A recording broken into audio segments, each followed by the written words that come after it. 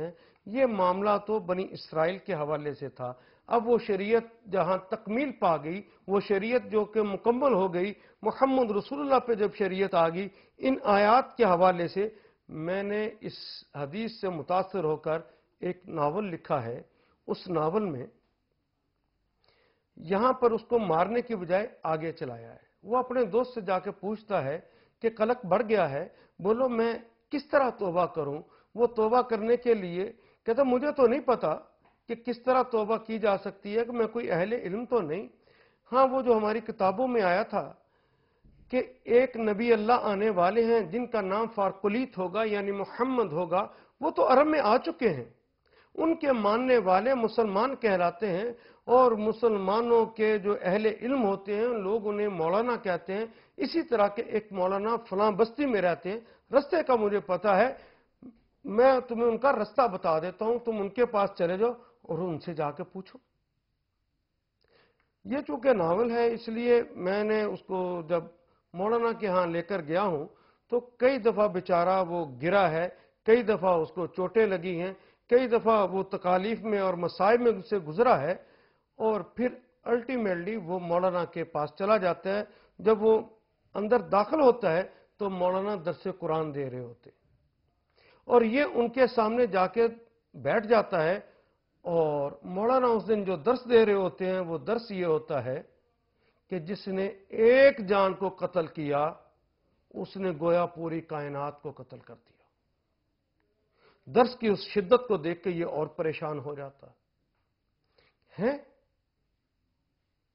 میں تو 99 گناہ بخشوانے آیا تھا، یہ تو ایک گناہ جو ہے اس شریعت کے اندر ایسا ہے جس طرح کہ پوری کائنات کو قتل کر دیا. گویا یہاں پر بھی میرے معاملہ حل نہیں ہو سکتا. وہ واپس پلٹنے کے ارادے سے پھر نکلتا ہے.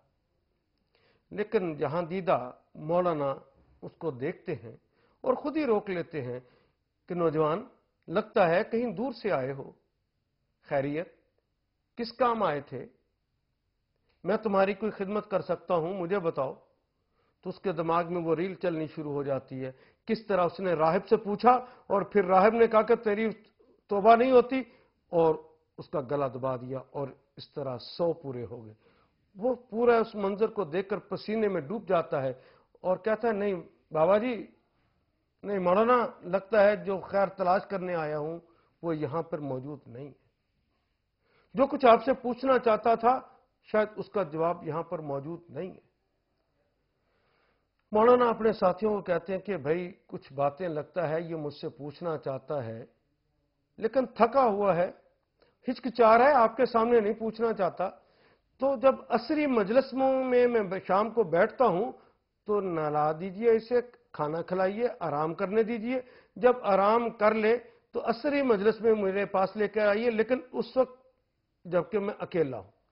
میں اس سے تنہائی میں الگ پوچھوں گا کہ کیا معاملہ ہوا ہے. مولانا کے پاس عصر کے وقت انہیں پیش کیا جاتا ہے تو مولانا اس کی پوری رودات سنتے ہیں. مولانا پوری رودات سن کے اور کہتے ہیں کہ بس 100 قتل، ڈکیتیاں، رہزنیاں. کہتے ہیں یہی تو پوچھنے ہو کہ مولانا ان سارے جرائم کے باوجود کیا مجھ جیسے روسیا کی توبہ ہو سکتی؟ تو مولانا مسکراتے ہیں اور کہتے ہیں کہ بیٹا تو اتنے گناہ نہیں کر سکتا جتنا اللہ میرا معاف کر سکتا. تو اسے ایک روشنی کا منارہ نظر آتا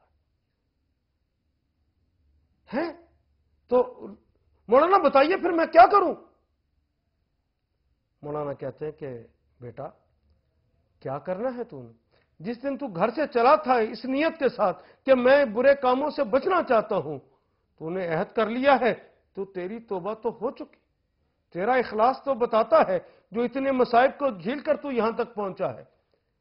اللہ نے تو تیرے گناہوں کو اٹھا کر نیکیوں کے پلڑے میں ڈال دیا. شرط صرف اتنی ہے کہ جس نے تیرے لیے توبہ کی یہ راہیں کھولی ہیں اس کا کلمہ بھی پڑھ لے، اس رسول پر ایمان بھی لے آ. تو آمنا و عملا عملا صالحا کی شرط کو پورا کر دے. کہ ٹھیک. وہ توبہ کر لیتا ہے، ایمان لے آتا ہے، اور پھر یہ فیصلہ کر لیتا ہے کہ میں نیک کام کروں گا. جب واپس جاتا ہے کچھ دنوں کے بعد پھر واپس پلٹ آتا ہے، مولانا وہ آپ نے بات بتائی، توبہ تو ٹھیک ہو گئی، لیکن وہ جن کو قتل کیا ہے وہ راتوں کو ستاتے بہت، وہ چیخیں میرا پیچھا نہیں چھوڑتی، وہ آوازیں ابھی تک مجھے تنگ کرتی ہیں۔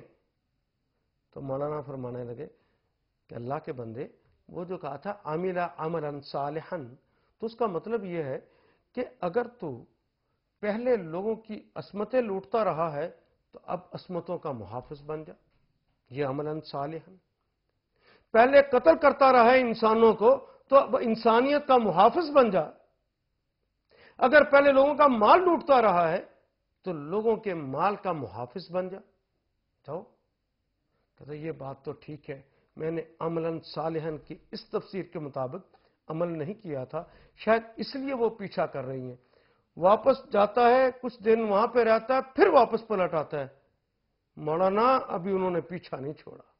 اور بات یہ ہے کہ میں اکیلا، اتنا بڑا معاشرہ جو ظلم کا بھرا ہوا ہے، جہاں عصمتوں کو لوٹا جاتا ہے، جہاں طاقتور کمزور کو کھا جاتا ہے، جہاں مال لوٹنا اور زنا کرنا اور شراب پینا یہ فخر کی علامت ہے، یا مولانا ایسے عالم کے اندر میں کیا کر سکتا ہوں؟ میں کیسے ان کا محافظ بن سکتا ہوں؟ مولانا مسکراتے ہیں اور کہتے ہیں کہ اللہ کے بندے، یہ بتا کہ جب تو ڈاکو تھا، جب تو رہزن تھا، جب تو قاتل تھا، تو کیا اکیلا تھا یا تیرے ساتھ گروہ تھا؟ مولانا اس وقت میرے ساتھ تو بہت بڑا گروہ تھا، بہت سارے نوجوان میرے ساتھ تھے۔ اچھا وہ تیرا کہنا مانتے تھے؟ جی ہاں، جو انہیں میں حکم دیتا تھا وہ کرتے تھے، اس کو مار دو اس کو مار دیتے تھے، اس کو اٹھا لو اس کو اٹھا لاتے تھے، جو بھی جرم کروانا ہوتا تھا میں اپنے ان نوجوانوں کو کہتا وہ بھاگ بھاگ کے کرتے۔ تو مولانا مسکرا کے کہتے ہیں کہ اللہ کے بندے، اللہ نے تجھے لیڈرشپ کوالٹیز دے رکھی ہیں، اگر برائی کے لیے استعمال کرتا تھا تو کیا نیکی کے لیے اپنی کوالٹیز کو، ان صلاحیتوں کو استعمال نہیں کر سکتا؟ جہاں برائی کے لیے لوگوں کو اکٹھا کیا تھا، جا کے نیکی کے لیے لوگوں کو اکٹھا کر۔ اور جس طرح برائی کے اندر تو نے لوگوں کو سمع و اطاعت کے اوپر مجبور کیا تھا کہ وہ تمہارے حکم سنیں اور اس کی اطاعت کریں، اسی طرح امیر بن کے اس لیڈرشپ کوالٹیز کو استعمال کر اور سمع و اطاعت کا ایک نیا نظام قائم کر لے، نیکی کا حکم دے اور برائی سے روکنے کا حکم دے، اپنے لوگوں کو پہلے اکٹھا کر، دعوت دے، ان کو اپنے جیسا کر لے، اور تیرے جیسے ہو جائیں گے، پھر ان کے اوپر یہ نیکی کا حکم چلانا، اور جو لوگ نیک ہوتے جائیں ان کو ساتھ شامل کرتے جانا۔ ایک جس طرح تسبیح کے دانے ہوتے ہیں، اس طرح تسبیح کے دانوں کی طرح ان کو پروتے جانا، منظم کرتے جانا، حتیٰ کہ تسبیح کا ہر دانہ اللہ اللہ پکار اٹھے۔ یہی تیرا مشن ہے، جاؤ۔ وہ پھر جاتا ہے اور لوگوں کو اکٹھا کرتا ہے، دعوت دیتا ہے، تسبیح کے دانوں کی طرح انہیں منظم کرتا ہے۔ جب منظم ہو جاتے ہیں تو سمع و اطاعت کا نظام قائم کرتا ہے، ایک چھوٹی سی بستی کے اندر سمع و اطاعت کا نظام قائم کرتا ہے، تو لوگ دیکھتے ہیں کہ وہ اپنے علاقے کے اندر، چھوٹے سے علاقے کے اندر ایک قوت بن گیا ہے، وہ جو کسی کی عزت کو لوٹتا ہے اس کو سزا دینے لگ جاتا ہے، وہ جو کسی کا مال لوٹتا ہے اس کو روکنے والا بن گیا ہے، وہ امر بالمعروف کرتا ہے، نہی عن المنکر کرتا ہے۔ اور لوگ کہتے ہیں کہ اس چھوٹی سی بستی میں کتنا سکون ہے، کتنا آرام ہے۔ وہ اپنے اپنے سرداروں کے چنگل سے نکلتے ہیں اور اس کی بستی کے ارد گرد آ کے اپنی بستیوں کو بسانے لگتے ہیں، حتیٰ کہ اللہ کے دین کا مکمل نفاذ کر دیتا ہے اور ایک اسلامی مملکت کا قیام کرتا ہے۔ لوگوں، اس کا نام ہے توبہ۔ آؤ ہم سب واپس پلٹتے ہیں۔ اگر ہم نے یوں ایمان چوری قبول کر کے پھر اللہ کی اطاعت کی بنیاد پر خود بھی اپنے آپ کو بدلا، لوگوں کو بدلنے کے لیے بھی دعوت دی اور ان کو منظم کیا، اور پھر واقعی برائیوں کو روکنے والے بن گئے اور نیکیوں کو پھیلانے والے ہم بن گئے، یہ جو اللہ کا حکم تھا اس کو عاملہ عملا صالحا، پھر نیک عمل باقاعدہ کرنے والے ہم بن گئے، تو پھر ہماری برائیوں کو اللہ بدل کے نیکیوں میں بدل دیں گے، انہیں نیکیوں کے پلڑے میں بڑھا دیں گے، اتنا بڑھائیں گے جتنا ہمارا اخلاص ہوگا، اور اللہ ہم سے پیار کرنے لگیں گے۔ آؤ اللہ کا پیار لینے کے لیے اس کے حضور چلے جائیں، وہ فرشتوں کو بلا کر کہے کہ ذرا اس بندے کو دیکھا کس طرح تنہائیوں میں مجھ سے روکا معافی مانگتا ہے، اور کس طرح اس نے عزم صمیم کر رکھا ہے، برائیوں کو بدلتے آیا ہے اور نیکیوں میں تبدیل کرتا جا رہا ہے، لوگوں کی زندگیوں کو بدلتا جا رہا ہے، اور میرے دین کا اس نے نفاذ کر دیا ہے، اور مجھے اپنے جلال کی قسم میں نے اس کے سارے گناہ معاف فرما دیے۔ آپ فیصلہ آج فرما لیجئے، اور کون جانے اپنے گناہوں کو یاد کرتے ہوئے آپ اپنی آنکھوں سے چند قطرے آنسوں کے بہا کر اس سے ظاہر شرمندگی کرتے ہوئے یہ وعدہ کر لیں کہ آئندہ برائیاں نہیں کریں گے، یہ اس سے دعا کر لیں کہ ہمارے پچھلے گناہوں کو ہم معاف فرما دے، تو آپ آمین کہتے منہ پر ہاتھ پھیریں، اور جہاں آپ اپنے آنسوؤں کو خشک کرنے لگے، اللہ آپ کی زندگی کے سارے گناہوں کو پوچھ ڈالے۔ کوئی عبث ہے، وہ تو معاف کر کے خوش ہوتا ہے۔ اے اللہ، ہم اپنے گناہوں کا اعتراف کرتے ہیں، شرمندگی کا احساس کے ساتھ اب دوبارہ لا الہ الا اللہ محمد رسول اللہ کہتے ہوئے تیرے اور تیرے رسول کی اطاعت کا اقرار کرتے ہیں، اور نیک عمل کر کے تجھے راضی کرنے کا عہد کرتے ہیں۔ اے اللہ تو ہم سے راضی ہو جا، اے اللہ تو ہم سے راضی ہو جا، اے اللہ تو ہم سے راضی ہو جا۔ وآخر دعوانا الحمدللہ رب العالمین۔